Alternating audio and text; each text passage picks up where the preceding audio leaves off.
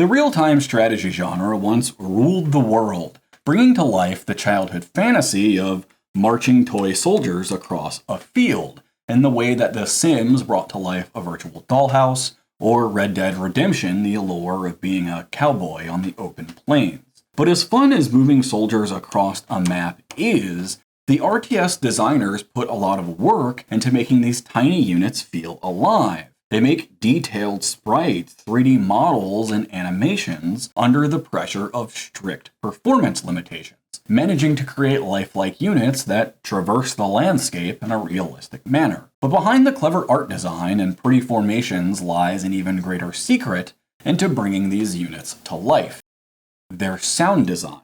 Indeed you did.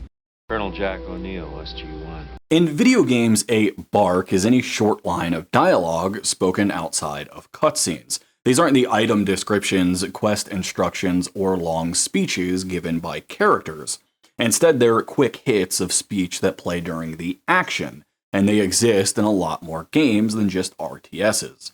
We see them in first-person shooters when grunts or elites yell.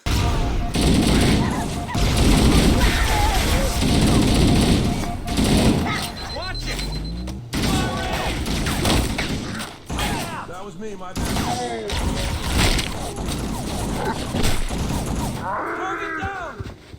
Charge!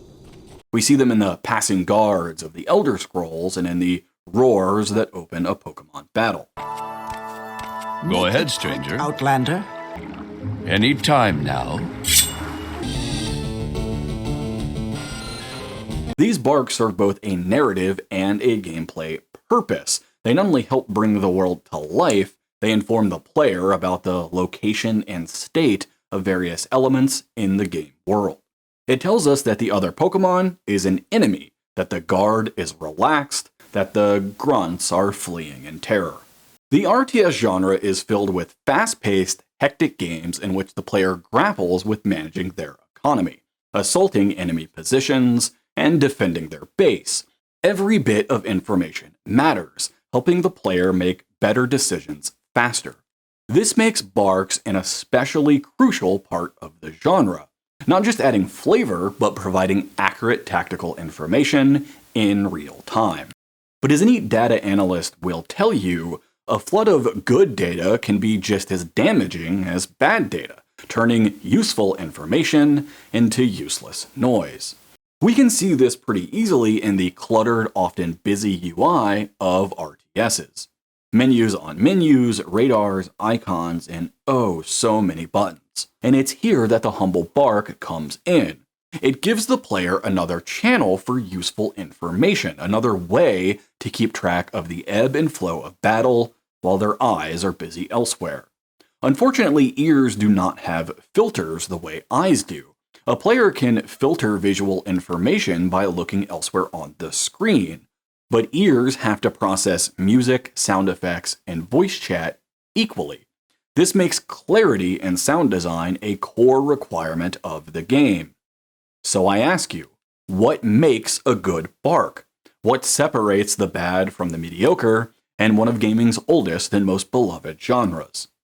Let's take a look at some of the titans, both past and present, in the genre, and see if we can't figure out the art of the bark.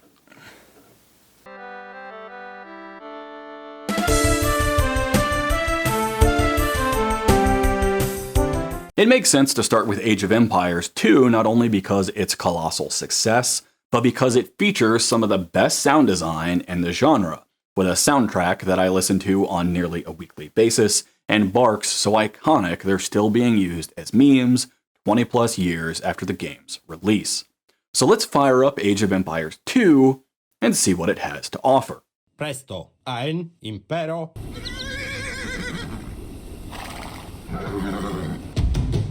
Salve, presto, impero. Correctus.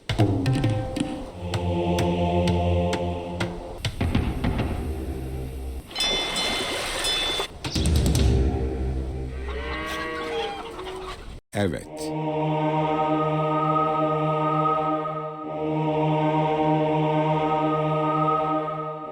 Efendim, yaparım.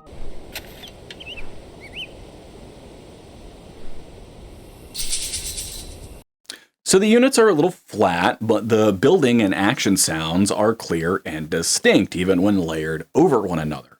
The purpose of the bark is to inform the player of a status or action, so having these be clear even when several are happening at once is critical to the success of the sounds overall. One of the things that surprises me is how much more expressive the buildings are than the people. There really isn't much to differentiate units or factions compared to the buildings, which are evocative and precise. Alright, so now we've seen how Age of Empires holds up.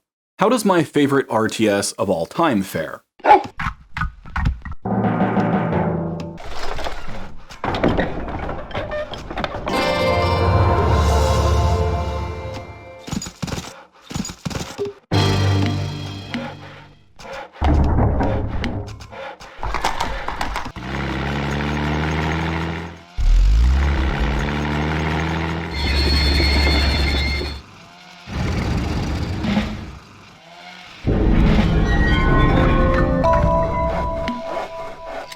Yikes. Okay, so maybe sound design isn't the game's strongest virtue. But the sounds are clear here, even if they are underwhelming. Who are we kidding? Underwhelming is being kind. They're dull, they're simplistic, and lack the character that made Age of Empires II so charming. I suspect this is due to Rise of Nations' other major problem, that there are way too many units, and coming up for unique sounds across all the eras would have been unfeasible. But still, it's disappointing. Well, okay, maybe we can learn from that disappointment. Maybe character is what matters here.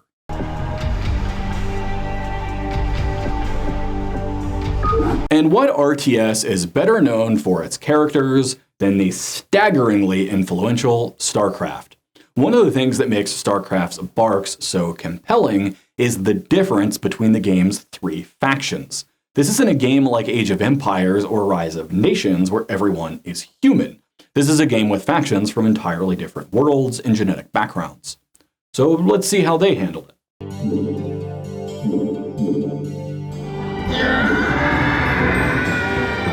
Commander, rock and roll. Want to turn up the heat? You got it. Let's burn. Naturally. Never know what hit 'em. I read you, sir. Comlink online. Destination? Proceeding. Absolutely. Orders, Captain? In the 5 greetings, Command. Reporting in. Attack formation. Jacked up and good to go. Go, go, go.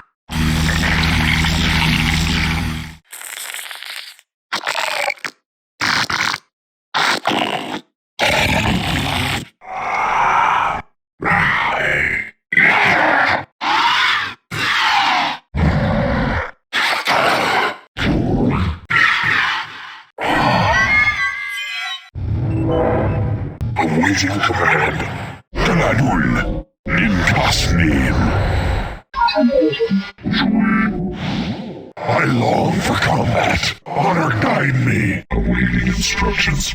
Lopai. It shall be done. You think as I do. Power overwhelming. Obliterate. We see again how flat the buildings are. Their barks are also longer, which while attempting to add more character, reduce the clarity we saw in Age of Empires' buildings. All of the units have multiple lines of dialogue, crucial for making sure they don't wear out their welcome too quickly, and the lines of dialogue match their little portraits, adding even more character to the mix. The Terran units are clearly the best here, being easy to understand and evoking broad but distinct characters. The Zerg, I think, are a little less successful. The attempt is made, giving them a growling sound, even going so far as to layer some human speech underneath to make it recognizable. But overall, I think they lack the individuality the Terran express so well, and I could see the screams and screeching getting grating over long periods of play. Part of that may be intentional to indulge the hive mind theme, but I think they could have done more with it. They split the difference with the Protoss, with some units having grunts or electric chirps, and others having modulated voice lines. While I think this helps sell these as 3 entirely different species, the Terrans seem to have more thought and effort put into them, making them far more memorable than the other 2.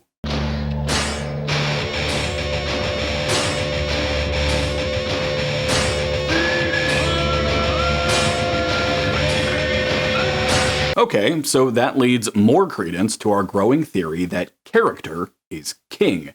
So why don't we look at another RTS known for its character work? Material. New construction options. Squared away, sir. Can do. Building. How about some action? Destination, Commander? High speed, low drag. Construction complete. New construction options. Orders? Hooah! Need a repair? Got the plans right here. Need a conversion? Tour underway. Visibility clear. Up and over.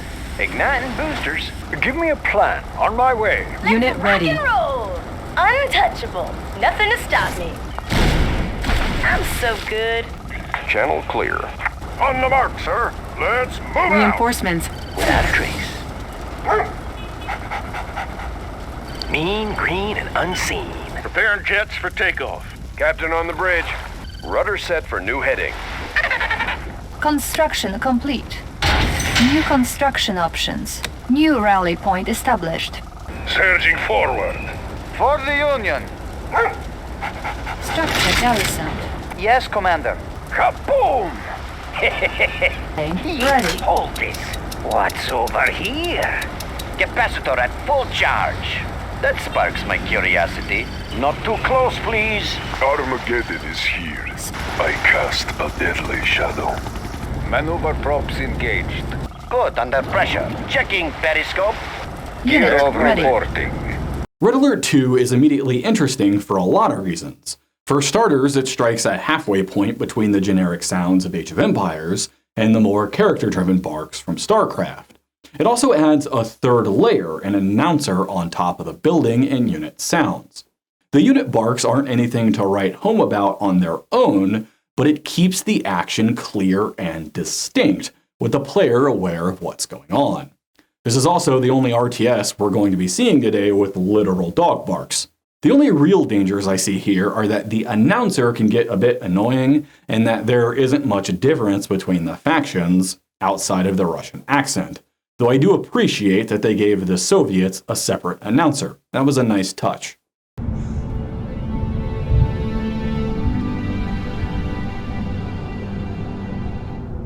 Alright, so maybe the big difference here isn't only character, but subject matter. After all, it's a lot easier to make interesting sounding parts and factional differences when you're dealing with species instead of nationalities. So let's take a look at an excellent RTS that took place in a somewhat mundane setting. Company of Heroes. Let's go, engineers. Break it down. We're moving. Home sweet home. Barracks is up. Munitions point is ours. Rifle squad on point. Able Company has the point. Squad ready for orders. Oh, we'll take it all right. Infantry squad reporting casualties. Taking small arms fire! Enemy unit down. We're on building detail. Squad, let's grab that point. Ready for the crowds. Oh, we'll take it all right. Jesus, Conrad, tie your fucking laces. Recon flight standing by. Hammers and nails, ladies. Hammers and nails. Combat engineers, good to go. Giddy up!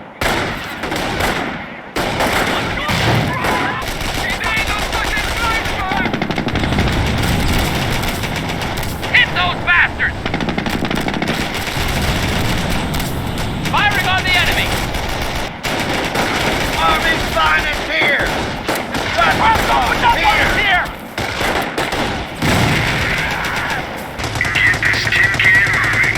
Stay by me and I'll keep you alive! Get those bucket of bolts rolling! Put the hole through! Driver, get on it! We'll go. Hellcat, rolling! I think Relic has done a tremendous job here, not only adding a lot of character to these seemingly normal units, but even making the buildings sound pretty unique. The voice acting is also great, with some filtering happening on the sound bites themselves. Barks coming from units off-screen even sound like they're coming through a radio. The combination of these effects really helps for these to feel like they're from World War II, rather than being recorded by modern voices. The only real criticism is that, like Red Alert 2, factional differences are limited, and all the shouting can get blurred together when the action really gets going. This might be intentional on Relic's part, after all, they are trying to sell the feeling of World War II, but I think for gameplay purposes, clarity really does need to be key here. Forming us, sir. Fire at will. Enemy in perimeter. It's starting to look like we have a definitive answer. The key to a good Bark is character. Units with more character and their sound bites are always better. Well, let's talk about Command and Conquer Generals. Yeah, keep 'em busy. Bring on the scaffolding. What's the story? That one's done. Search and destroy. Rally point confirmed. Let me launch one, huh? Loaded with U.S. quality.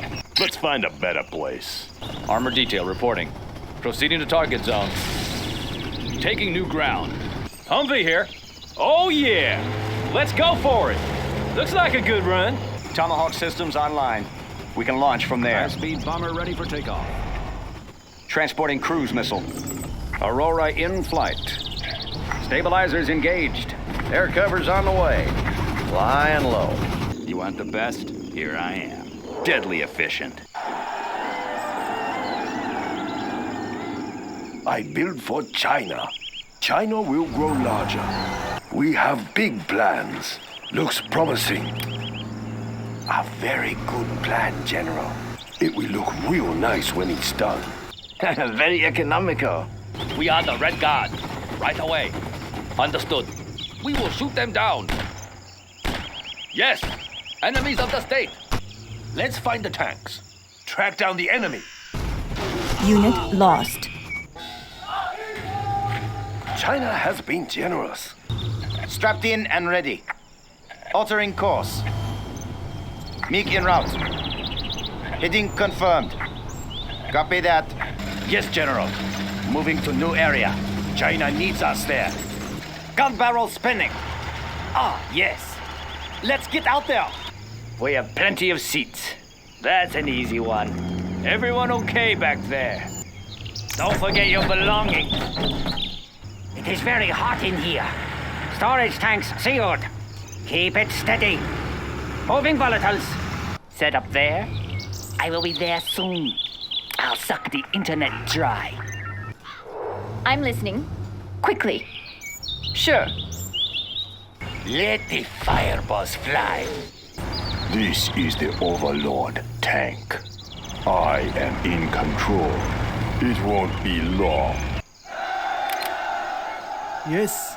Does it have to be so far? You change your mind often.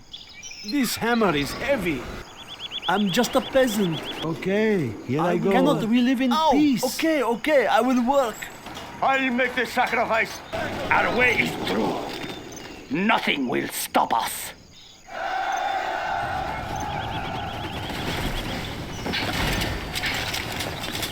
I'm hungry.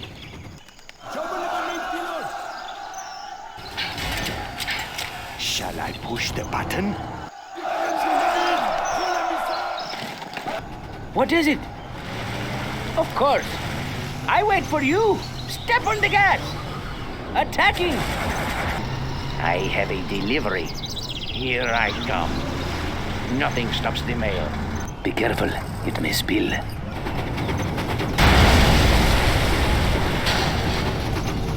I've always liked Command & Conquer Generals, and personally consider it to be an underrated RTS.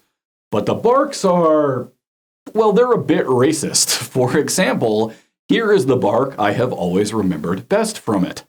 AK-47s for everyone! So while the Barks are certainly memorable and do a good job of telling us what's going on, it's not always for the best reasons. Sure, these factions sound different, but at the cost of being pretty insensitive even at the time of the game's release. Also, the building sounds here are pure garbage, really uninspired and generic sounding.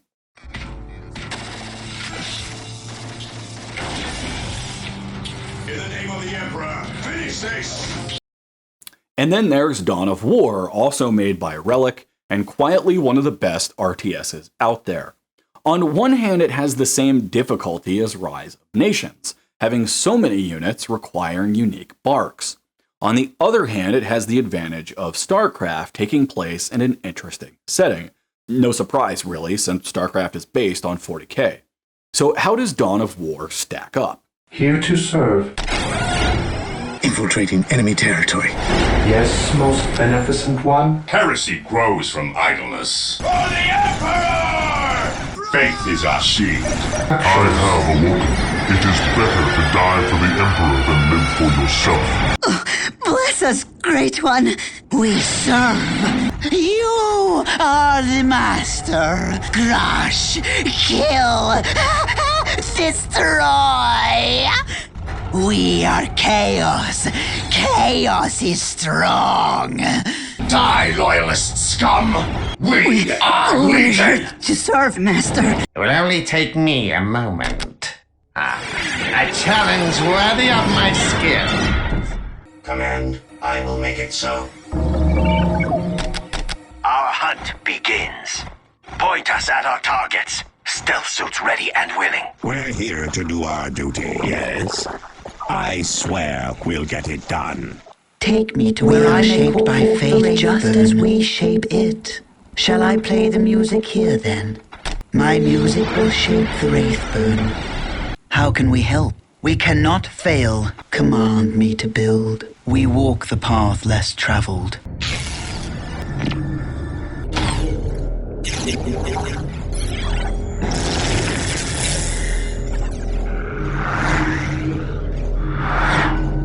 The Barks do have some character to them, however some are better than others.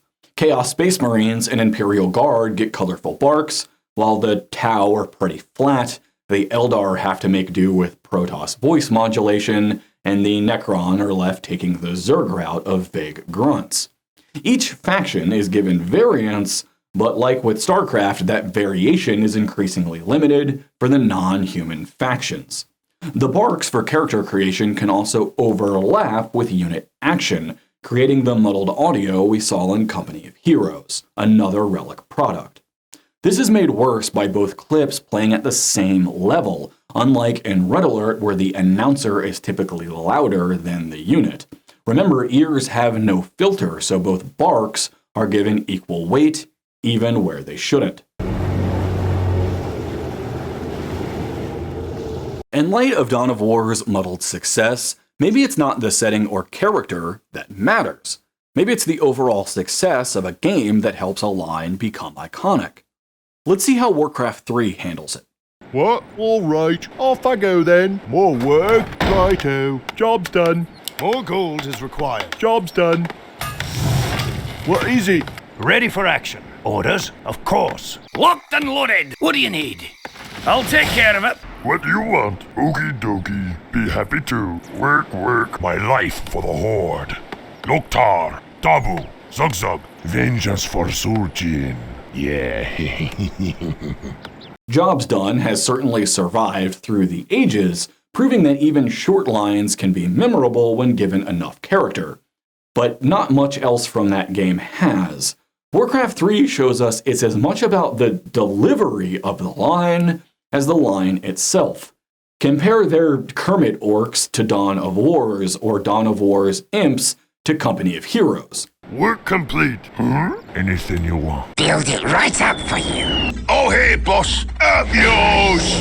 Let's get looting. Reporting for duty, sir. Yes, sir. Take the objective. Spread out, man, and stay alive! Die, you fucks, die!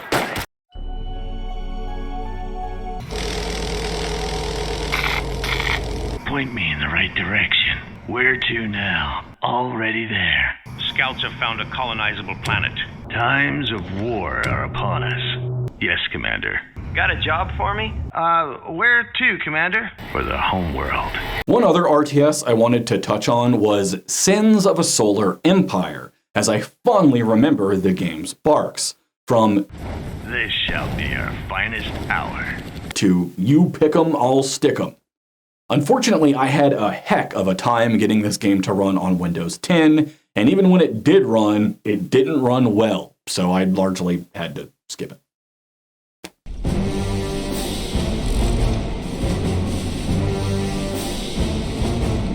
And finally, now that we've looked at a bunch of past RTSs, let's look at a modern release to see how it does.